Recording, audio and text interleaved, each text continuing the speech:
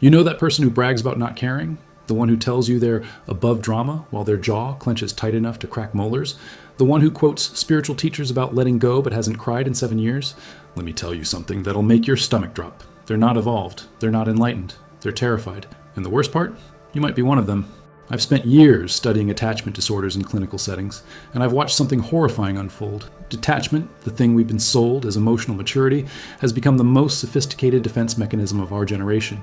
It's not freedom, it's a cage built from fear, painted to look like wisdom, and it's spreading like a contagion through every relationship, every connection, every moment where vulnerability should exist but doesn't. Here's what happened. Somewhere between the self-help boom and the rise of ghosting culture, we confused emotional regulation with emotional amputation. We took the concept of healthy boundaries and weaponized it into a fortress. The data tells a story that should disturb you. A 2019 study from the University of California found that individuals practicing extreme emotional detachment showed neural patterns identical to those with alexithymia, a condition where people literally cannot identify their own emotions. Their brain scans looked like emotional wastelands, flat, numb, dead zones where feelings should light up like cities, but they called it growth. They called it healing. They posted about it on Instagram with sunset backgrounds and quotes about not chasing anyone. Meanwhile, their amygdala, the fear center of the brain, was firing like a war zone every time intimacy approached. Their detachment wasn't peace. It was panic wearing a mask. I remember Sarah, 32 years old, successful marketing executive, came to me because her relationships kept ending the same way. She'd meet someone, things would get close, and then she'd feel what she described as suffocated. She'd pull back, go cold, disappear into work. She thought she was protecting her energy. She thought she was honoring her boundaries. She used all the right therapeutic language. But when we dug deeper, when we really excavated her attachment history, we found something else entirely. Sarah's father left when she was 9. No warning, no goodbye, just gone. And her mother, drowning in her own grief, became emotionally unavailable. Sarah learned something crucial in those developmental years. Attachment equals abandonment. Connection equals pain. So her nervous system, in its desperate attempt to protect her, built a protocol. Whenever someone got close enough to hurt her, shut it down. Feel nothing. Want nothing. Need nothing. She didn't choose detachment. Her trauma chose it for her. And here's where it gets really dark. Sarah wasn't an outlier. She was the pattern. Research from the Adult Attachment Lab at Columbia University shows that nearly 25% of adults have what's called dismissive avoidant attachment. These are people who learned early that emotional needs won't be met, so they stopped having them. Or more accurately, they stopped acknowledging them. The needs didn't disappear. They just went underground, festering, morphing into something that looks like independence but feels like isolation. You see it everywhere once you know what to look for. The person who ends relationships before they can be ended. The friend who never asks for help but resents everyone for not offering. The colleague who takes pride in not missing their ex while their cortisol levels spike every time someone mentions commitment. They've convinced themselves that not feeling is the same as not hurting. But neurologically, psychologically, it's the opposite. They're hurting constantly. They've just numbed the alarm system. Here's the mechanism. When you repeatedly suppress emotional responses, you're not eliminating the emotion. You're dysregulating your entire nervous system. A landmark study published in the Journal of Personality and Social Psychology in 2020 tracked individuals practicing emotional suppression over 5 years. The results were devastating. Increased anxiety, higher rates of depression, relationship satisfaction dropped by 60%, physical health declined. Their bodies were keeping score even when their minds refused to. But the cultural narrative kept selling the opposite. Be unbothered. Don't catch feelings. Protect your peace. Energy vampires. Toxic people. Cut them off. Block and delete. As if every uncomfortable emotion was a threat. As if every moment of dependency was weakness. As if needing someone meant you were broken. I watched this play out in Mark's case. 41. Divorced twice. Came to therapy because his teenage daughter told him he was like a robot. He thought he was modeling emotional stability. Turns out he was modeling emotional death. After his first divorce, he read every book on Stoicism, on Buddhism, on not giving a fuck. He practiced meditation. He journaled about letting go. He became, in his words, unshakable. His daughter experienced it as having a father who was physically present but emotionally absent. She said talking to him felt like talking to a wall that occasionally dispensed advice. When we explored his history, Mark revealed something crucial. His father was an alcoholic who'd rage unpredictably.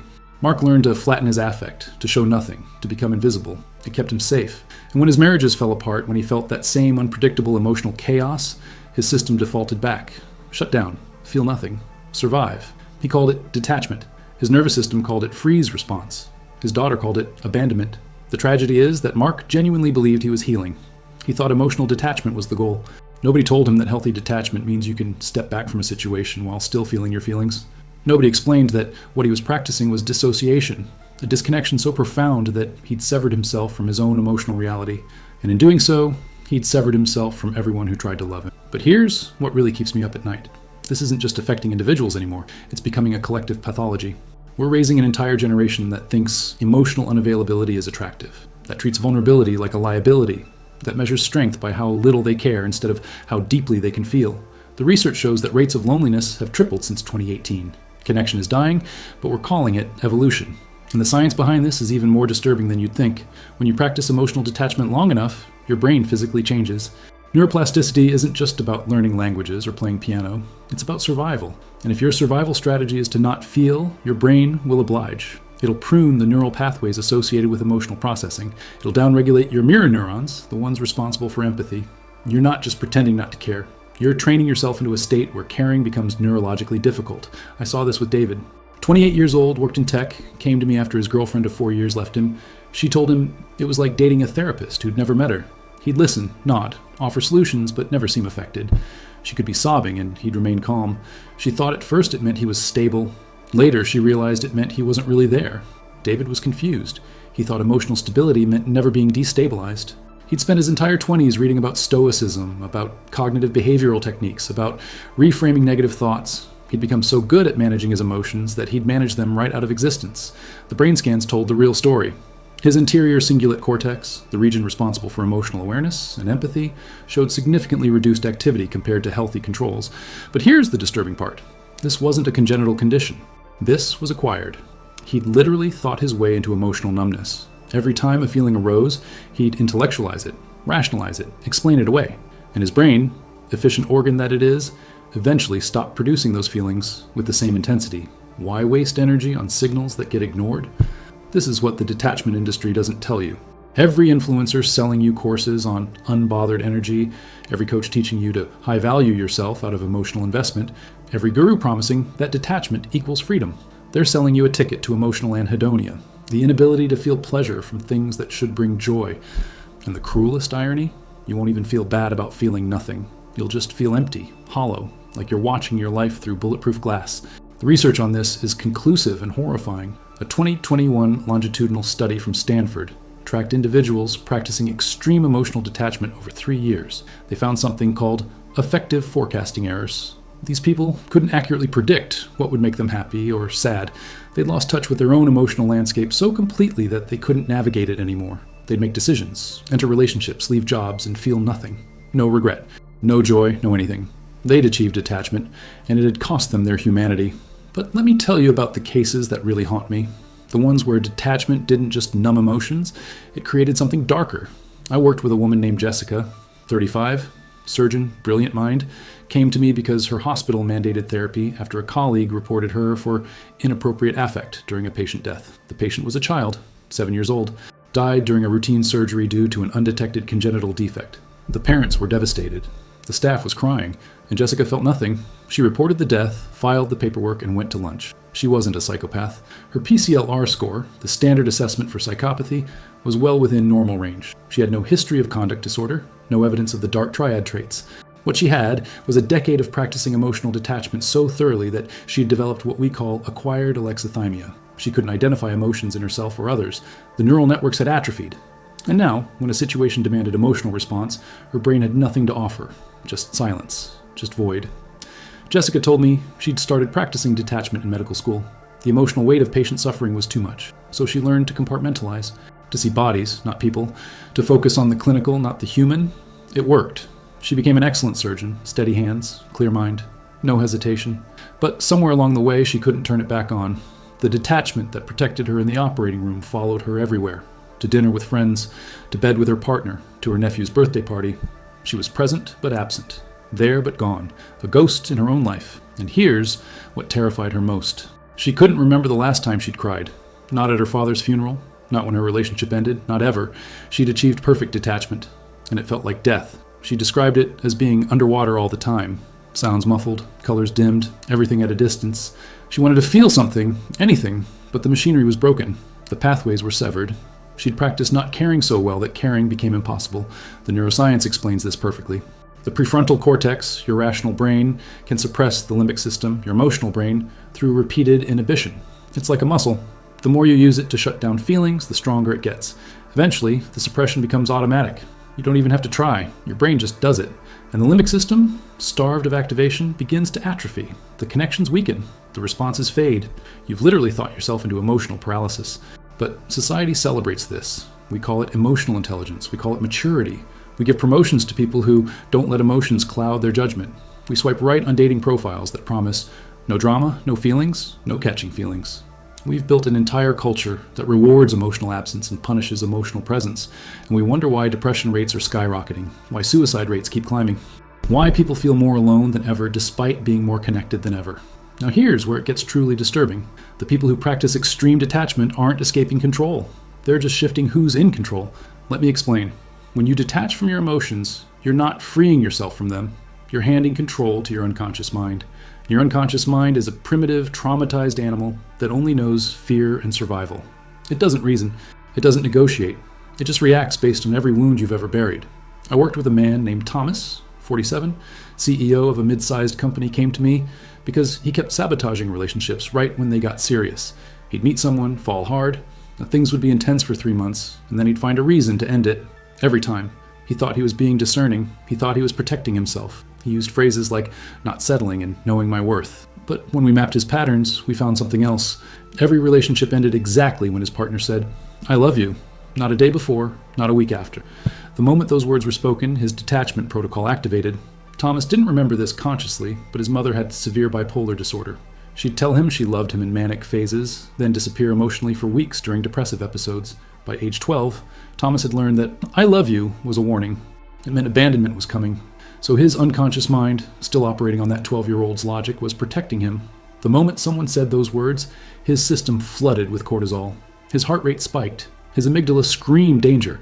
And his conscious mind, trying to make sense of this physiological panic, generated reasons. She's too clingy. I need space. This doesn't feel right. He thought he was choosing detachment. His trauma was choosing for him. This is the paradox that destroys people. The more you try to control your emotions through detachment, the less control you actually have. Because unprocessed emotions don't disappear. They just run the show from backstage. You think you're making rational decisions about who to trust, who to leave, who to let in, but you're not. Your wounded inner child is making those decisions. And that child only knows how to survive, not how to live. The research backs this up in ways that should terrify you. A 2022 study from Yale examined decision-making in individuals with high emotional suppression. They found that these people showed increased activity in the limbic system during supposedly rational choices. Their emotional brain was more active, not less. They weren't transcending emotion. They were being controlled by unacknowledged emotion. Every choice, every boundary, every moment of detachment was actually an emotional reaction they'd dressed up as wisdom. I've seen this destroy families. I worked with a mother named Patricia who practiced what she called conscious detachment in parenting. She'd read all the books about not being enmeshed with your children, about letting them experience consequences, about not hovering. But she took it to an extreme. Her son would cry, and she'd calmly explain that she couldn't regulate his emotions for him. He'd ask for comfort, and she'd remind him about self-soothing. By age 10, he stopped asking. By 15, he stopped talking to her about anything that mattered. By 20, he was in my office with severe attachment issues of his own, recreating his mother's detachment in every relationship he touched. Patricia thought she was raising an independent child. She was actually raising a child who learned that emotional needs were burdens, that vulnerability was weakness, that asking for connection was shameful. She'd passed her trauma down like an inheritance. And the cruelest part? She had no idea. She thought she was evolved. She thought she was breaking generational patterns. She was just perpetuating them with better vocabulary. Here's what the detachment advocates won't tell you. Real emotional freedom isn't about feeling less. It's about feeling more without being destroyed by it. It's about having the capacity to experience intense emotion and not be consumed. That's regulation. What we're calling detachment is actually avoidance. And avoidance is the opposite of freedom. It's a prison where you're both the prisoner and the guard. The neuroscience is clear on this. Healthy emotional regulation involves activation of the prefrontal cortex while maintaining connection to the limbic system. You feel the emotion fully, then you choose how to respond. Emotional suppression, what most people call detachment, involves the prefrontal cortex shutting down limbic activity entirely. You don't feel, so you can't choose. You just react from a numb, disconnected place. And those reactions, ironically, are far more primitive and fear-based than if you just felt the feeling in the first place. I think about Elena, 24 years old, came to me after a suicide attempt. She'd been practicing extreme detachment for 2 years after a brutal breakup. She meditated. She journaled. She affirmations herself into believing she didn't need anyone. She became, in her words, untouchable. And then one day, she felt nothing at all. Not pain, not joy, not anything. just an endless, suffocating numbness. She described it as being erased from the inside out. The detachment she'd cultivated as protection had become a tomb. And in that tomb, with no feelings to guide her, no connection to ground her, she couldn't find a reason to stay alive. Elena survived, but her case haunts me because she represents thousands who don't make it into therapy, who practice detachment until they detach from life itself, who mistake emotional numbness for peace, who confuse isolation for independence, who die not from feeling too much, but from feeling nothing at all. And here's the question that should keep you awake tonight.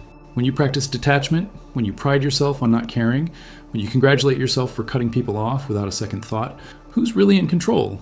Is it you, or is it the terrified child inside you who learned that connection means pain? Is it wisdom, or is it just old wounds making new choices? The next time you feel yourself going cold, going numb, pulling back, ask yourself this. Am I detaching, or am I dissociating? Am I protecting my peace, or am I protecting my trauma? Am I choosing freedom, or is my fear choosing for me? Because the difference between detachment and emotional death is thinner than the space between your thoughts. And most people cross that line without ever knowing they've stepped over. They just wake up one day, alone in a life they don't recognize, wondering why nothing feels real anymore. Wondering why they can't remember the last time they felt truly alive. Still convinced they're evolved, still certain they're free, still completely, devastatingly controlled by the very emotions they thought they'd escaped.